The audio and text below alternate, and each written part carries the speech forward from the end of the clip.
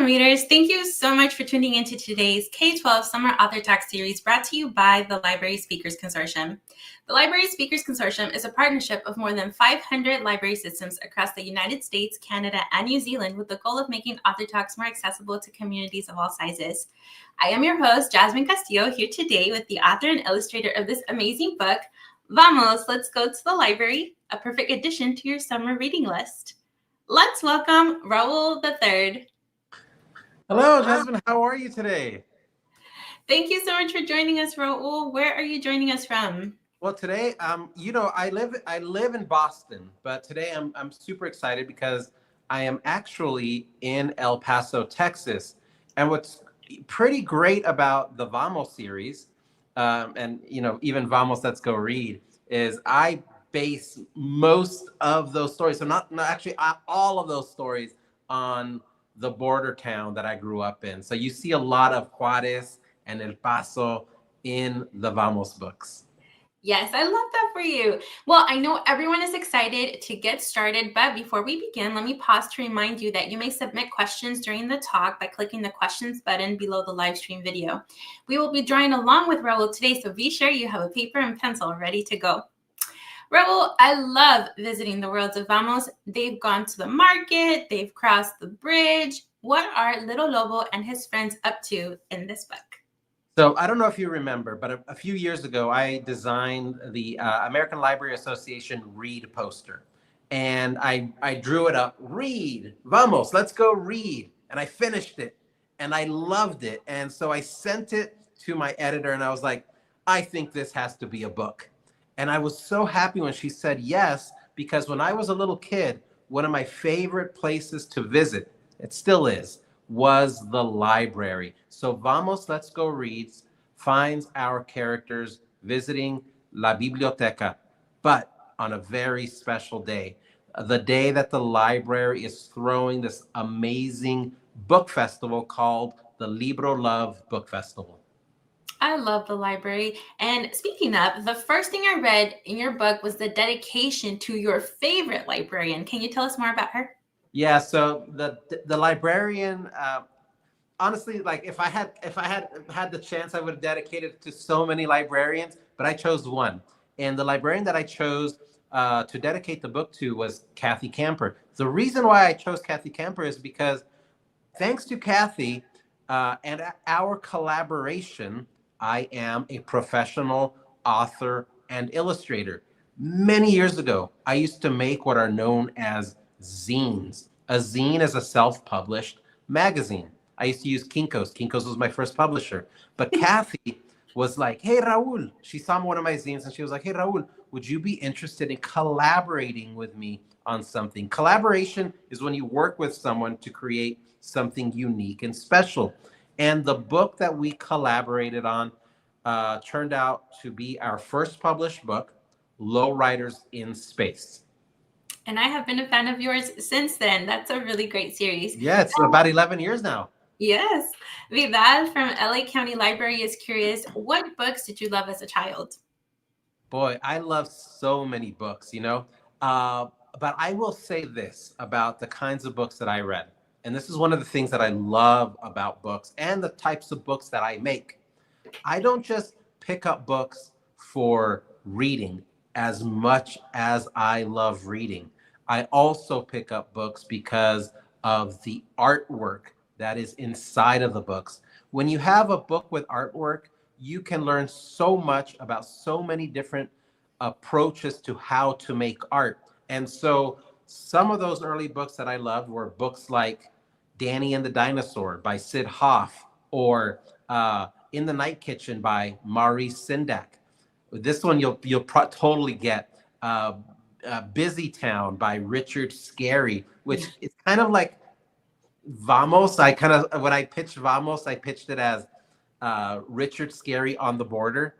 And so, yeah, as a kid, I would gravitate towards these books with illustrations. And not only would I read them, but then I would also draw from them. I would copy the images from the books into my notebook. Wow, I wonder if any of our readers can see what they're going to be when they grow up based on the books that they like to read now. Hmm. I would imagine that they can, that some of them, or maybe all of them can, because books are inspiring, of course. Of course. Now, I love reading your books, Raul, because they are bilingual like you and like me. Would you read us your book or part of your book, Vamos, Let's Go Read? Absolutamente. I'm going to share my screen here. Here we go. So this is Vamos, Let's Go Read. This is the cover. What you're looking at now, that is the title page. And it says Vamos, Let's Go Read by Raúl the Third with colors by Elaine Bay.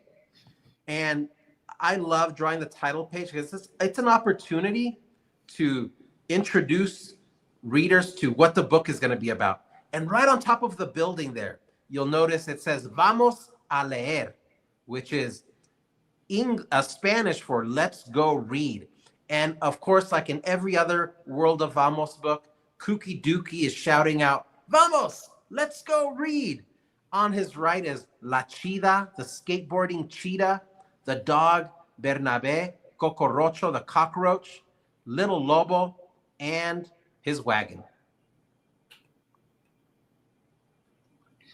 Followed by the first page, which reads, Little Lobo and his friends have spent all morning hanging up a special invitation all around town. Those posters look spectacular. You did a great job designing them, Cocorocho. Cocorocho tips his hat, and Little Lobo says, thanks for helping us out, La Chida. Are you kidding me? You slowpokes need my help. If you look, they are hanging out right by a telephone pole. Thumbtacked to the pole is the poster that Cocorocho designed, and it reads, Libro Love Book Festival. Todos bienvenidos. Everyone is welcome. This weekend at the Guadalupean Library. Hey, did you know that I used to design rock and roll posters? Very similar to the Libro Love Book Festival poster, and I used to hang them on telephone poles. Telephone poles are some of my favorite things to draw. You can draw thumbtacks, nails, staples right on there. Every year, the library celebrates books and their community with an out-of-this-world book festival. Everyone in town looks forward to the big event. Libros! Screams La Chida. I like the turtle running for its life there. You see that? And then there's another turtle that's just been flipped over. Oh, yeah, those guys. They need to be more careful driving around.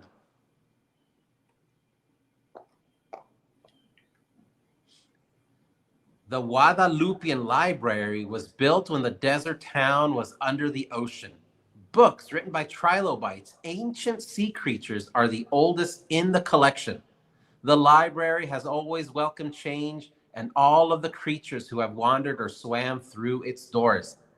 People often ask me, why is the library underwater? And simply it's because the library that I would visit as a kid right here in El Paso, the walls were made out of limestone, and embedded in those walls were ancient fossils of seashells. One day as a kid, I grew curious. Why are there fossils of seashells on the wall? So I ran upstairs to ask my librarian, and after doing some research, we came to the conclusion that my desert town of El Paso, 13 million years ago, during the Guadalupean era, well, it was at the bottom of the ocean. So that little tidbit became the inspiration for this spread.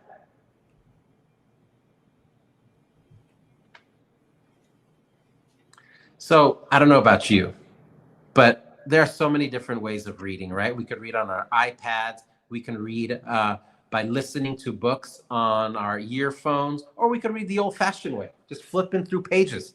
And these two pages, we get to see how our characters like to read.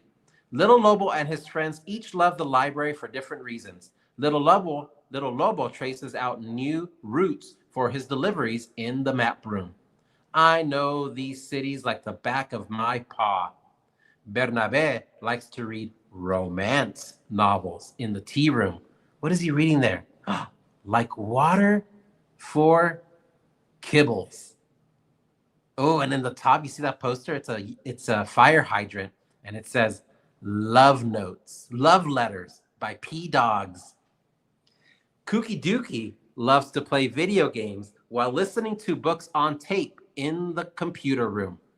Cocorocho reads countless books about legendary vaqueros. La Chida borrows tools and manuals that teach her how to build ramps for her skate park. I'm always on the lookout for new books, you know? Every time I make a list, oh, I need the issue for this new, this series of comic books that I like, or this classic book. So this next spread shows you the books that our characters are looking for. They're all looking for a special book. Little Lobo is missing issue 4 of Lucha Comics.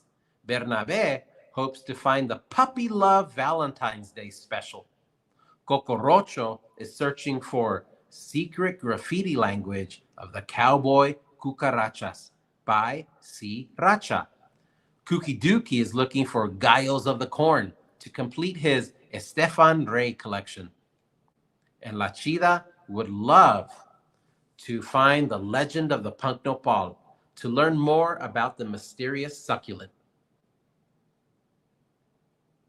So yeah, those are the books. Amazing. Thanks for sharing with us, Raul. Thank you. Now, friends, if you want to read the rest of the book, make sure you go talk to your librarian so you can check it out. Now, Embryo from Russell Library wants to know, what is your favorite creature or monster from this book? So I would say that my favorite creature or monster, it was drawn in this part of the book where I'm drawing out different genres of books. I love genres, and I like drawing different kinds of genres. And these pages allowed me to draw science fiction, horror, superheroes, sports. But in the horror section of this illustration, I drew one of my favorite spirits or ghosts. And when I was a kid, my dad would terrify me. Right before I went to take out the trash, he would say, "Mijo, if you hear anybody screaming this, ¿Dónde están mis hijos? Run!" And so I would go out, take out the trash. And even if I didn't hear it, I would run. Oh, look at that. There she is. And I love drawing her as a cat because you see, she's cursed to walk waterways looking for her kids. And so I like to draw her as a cat because I imagine a cat would hate to have to be by water or covered in water at all times. That is so spooky. Now I can't unsee it. Now, Raul, I've noticed that you have luchadores in all of your books. And in this book, we have Ricky Raton, La Oink Oink, Cornman, and El Toro. And Oscar from Urbandale Public Library was wondering, who's your favorite wrestler or luchador? Well, you know, I didn't know how to answer that question because there's so many. You know, there's Mil Máscaras, there's Rey Mysterio, there's Blue Demon. But as it turns out, I'm actually wearing a T-shirt with one of the founding fathers of Mexican wrestling. And his name was El Santo. So there is El Santo. This is an iconic mask. This mask says so much, and it's one of my favorites. It's silver. He wore a silver cape, white pants, and El Santo means the saint. And I loved him because he kind of set up all these rules. Like, for one, never take off your mask. Never reveal your true identity. He lived this, that when he passed away, he was actually buried with his mask on. So to this very day, no one knows what he looks like. That is dedication indeed. Now, friends, you can make your own luchador mask. If you print this out, color it, and cut it out, you can have your own mask. That's a good one. Do you have one mask to show us, Raul? Oh, yes. I'd love to show you this mask that this is Tommy Tatuaje. And I love this mask because of the horns. And here's a cool thing about it. Look at this. It came with its own hair that you can brush and style any way you want. You can even pick out little flies from it and eat it. Kind of tasty. So there you go. This reminds me of El Toro from your books. Yeah, definitely. El Toro was definitely inspired by one of these types of masks with the horns and the kind of like the bull snout. Of course, El Toro has the ring hanging from his nostrils. Mm-hmm. But you can see these. But it takes a lot to make these masks. They're all hand sewn. They've got a wide variety of material to make them. They're pretty unique and special. Now, speaking of characters, Emily from Westlake Porter Public Library wonders if any of your characters are based on real people. Oh, so many of my characters are based on real people. People always ask me, how do you come up with your original characters? And I just basically tell them, base characters on yourself, make characters who look like you, or if not you, why not base them on your supporting cast? Who's your supporting cast? Simple. Your friends, your family, your pets, like Bernabe was my dog when I was a kid growing up. And I will have to say this, there's a character in there who's a rooster. His name is Cookie Dookie. And Kooky Dookie is kind of based on my dad. My dad would always tell me, be on time, never be late. And if you notice in book 1, Vamos, Let's Go to the Market, Kooky Dookie's always pointing at his watch. And my dad, he loves eating corn. Doesn't matter, Mexican corn. Corn with a stick hammered into the base of it, covered with chili and cheese.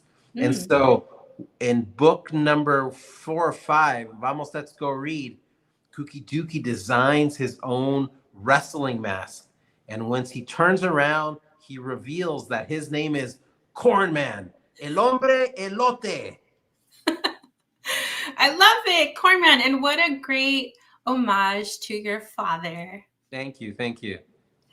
Now, Raúl, you can tell how creative you are based on your artwork, and Fox from Estes Valley Library would love to know what inspired your style of art. There's a lot of things that inspired my love of art. Earlier, we were talking about some of those books that I was reading as a kid. And this book here is one of my latest graphic novels, The Snip, A Bad Buzz Day. I actually opened up the book by dedicating it to a few artists. And this is what I wrote, and I think this is important. I drew this book pretending I was the Fleischer brothers, Ub Iwerks, who drew like Steamboat Willie, Jack Kirby, who designed drew Captain America, Bernie Wrightson, who drew the Swamp Thing, and on it goes. Your art style will be a combination of all of the wonderful people that you were inspired by. But then my art is also inspired by where I'm from, the desert town of El Paso, the two cities on either side of the Rio Grande, Juarez and El Paso, the food that we eat, the languages that we speak, Espanol and English, and the combination of the two. So a combination of art and just life experience.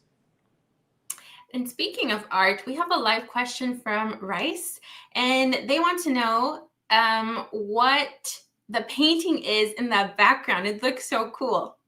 Oh, so many years ago when my son had just been born, so I would say about 14 and a half years ago, I was commissioned by the Museum of Fine Arts in Boston to have an exhibition, and I titled the exhibition And Their Family. This exhibition was in collaboration with over 113 boys and girls from all these different neighborhoods in the Boston area. And then I was asked to paint my own family portrait, and this is what that is. It's me, my wife, my son Raúl, on top of a burro corn, which is a donkey with a stalk of corn coming out of its forehead. Yes, as is told in mythology. Exactly. Now we have a special question from Paloma, who is 3 years old, and she wants she wants to know if you draw with your friends, Raúl. Oh, drawing with your friends is one of the best things you can do. I recommend everyone should go out and do it. I like to do it either at my house with friends, or I like to draw with them at a coffee shop. Like there's a coffee shop in in Somerville called Diesel. And I have met so many great artists drawing at the Diesel Cafe. So yeah, I do. And I'm wondering though, here we are. Here I am in El Paso. There you are in Houston. Maybe we can do a countrywide drawing session right here, right now. What do you say? I love it. And friends, you can use any piece of paper, or you can use the special paper that we have made for you so that you can draw along with Raúl today. Raúl, what are we drawing? So you know what? I thought that I would draw for you one of the very first characters that I ever designed as a young cartoonist. You see, a long time ago, I got a job at a comic book shop, and I learned there that one of the best ways to create characters is through observation. Draw what you see. And so I remember one day, my mom would bring home these quite often. And by the way, you're going to follow along. I'm going to tell you exactly what shape I use so it's easy for you to draw it, okay? So the first thing she brought home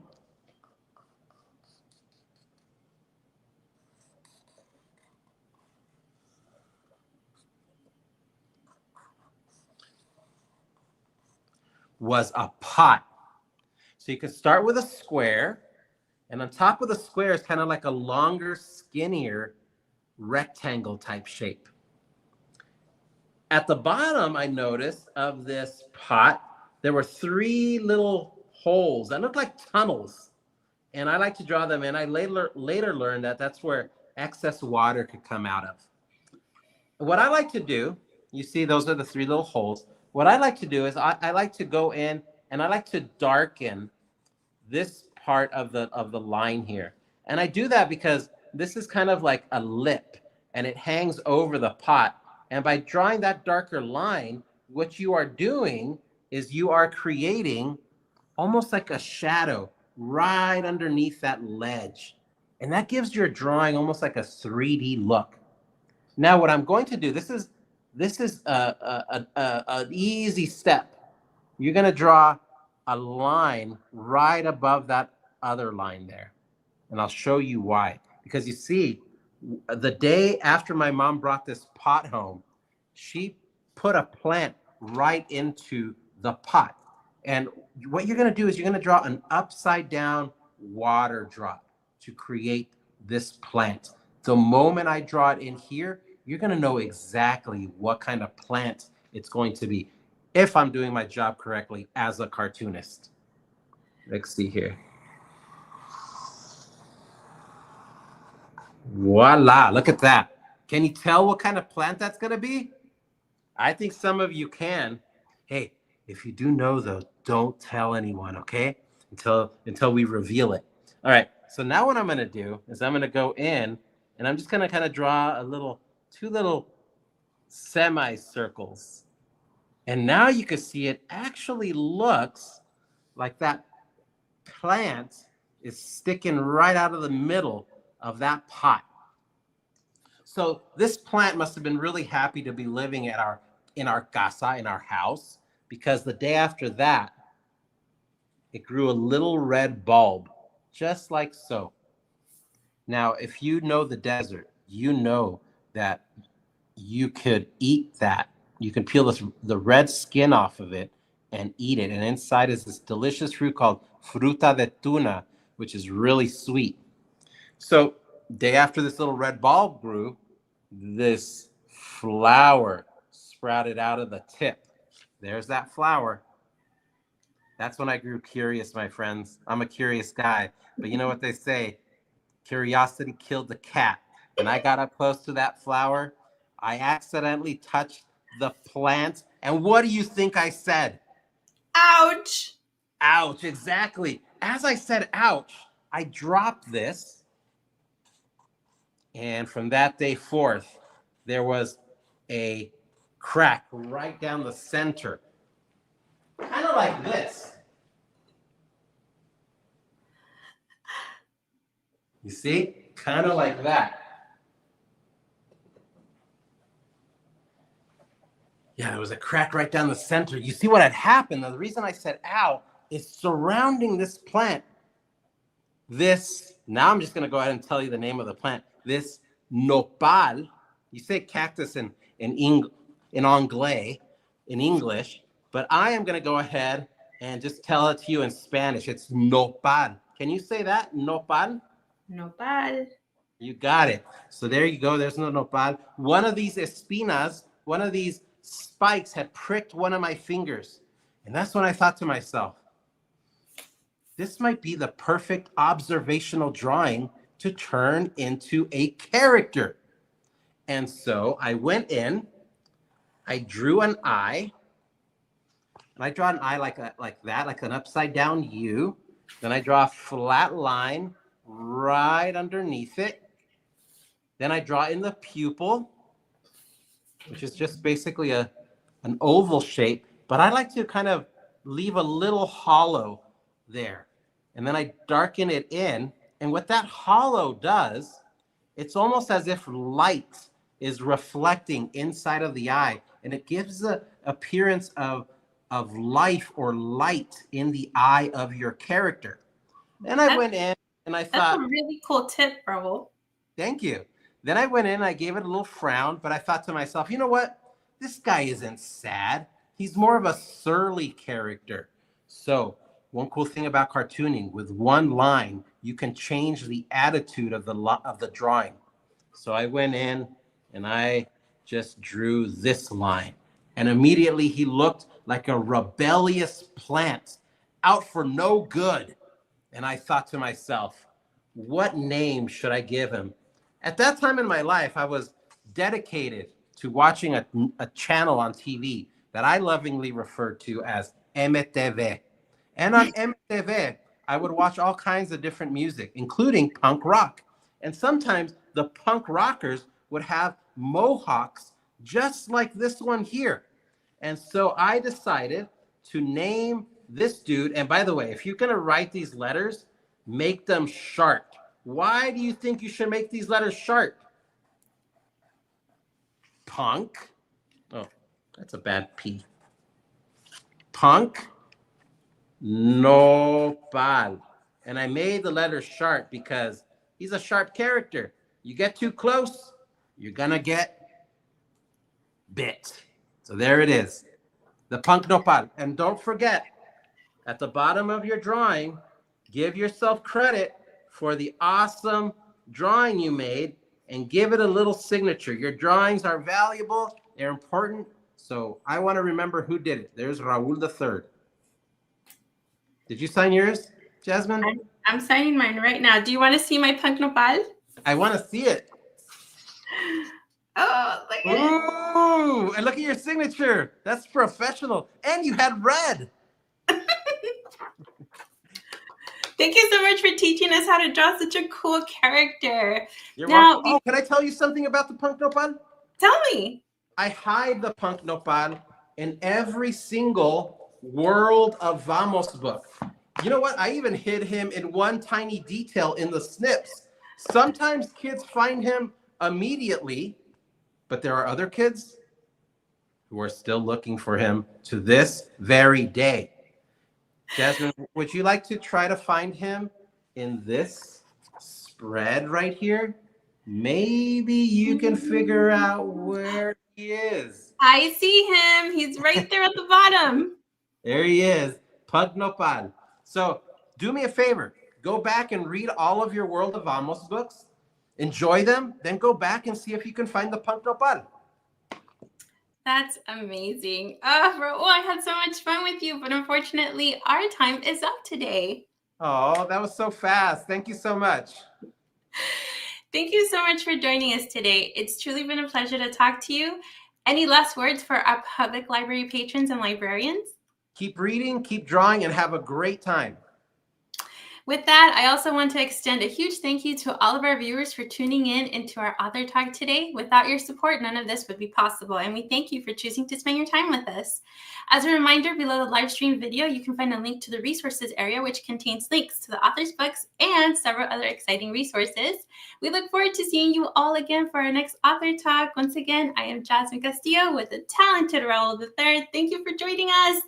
Thank you. So long. Bye-bye. Hasta luego.